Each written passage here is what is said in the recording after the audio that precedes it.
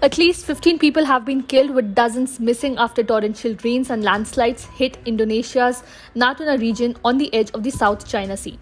Pictures and video from the National Disaster Mitigation Agency showed landslides cascading through forested areas and dumping mud and debris on houses on the remote Serasan Island.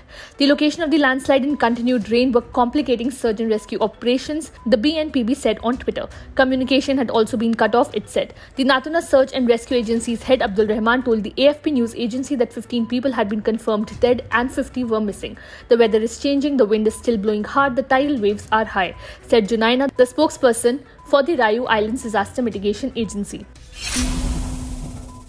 Tensions over democratically governed Taiwan, which China views as its own territory, have spiked over the past 3 years as Beijing ramps up diplomatic and military pressure to get Taipei to accept Chinese sovereignty.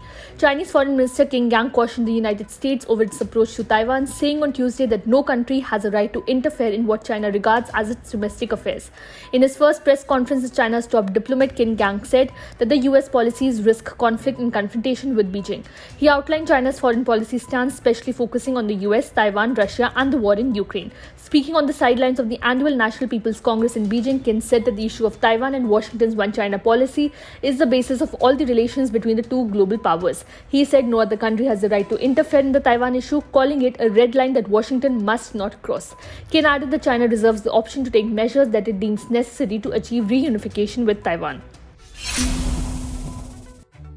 Meta Platforms Inc., the owner of Facebook and Instagram, is planning a fresh round of layoffs and will cut thousands of employees as soon as this week, according to people familiar with the matter. The world's largest social networking company is eliminating more jobs on top of a 13% reduction in November in a bid to become a more efficient organization. In its earlier round of cuts, Meta slashed 11,000 workers in what was its first ever major layoff. The company has also been working to flatten its organization, giving buyout packages to managers and cutting whole teams it deems non-essential, Bloomberg News reported in February, a move that is still being finalized and could affect thousands of staffers. The imminent round of cuts is being driven by financial targets and is separate from the flattening, said the people, who asked not to be identified discussing internal matters.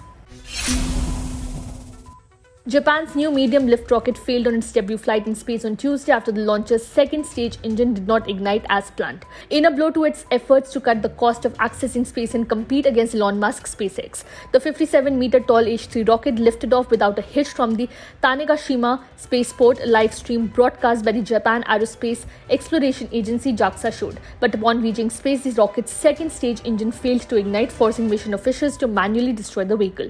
A launch broadcast commentator from JAXA said that it was decided that the rocket could not complete its mission, so the destruct command was sent.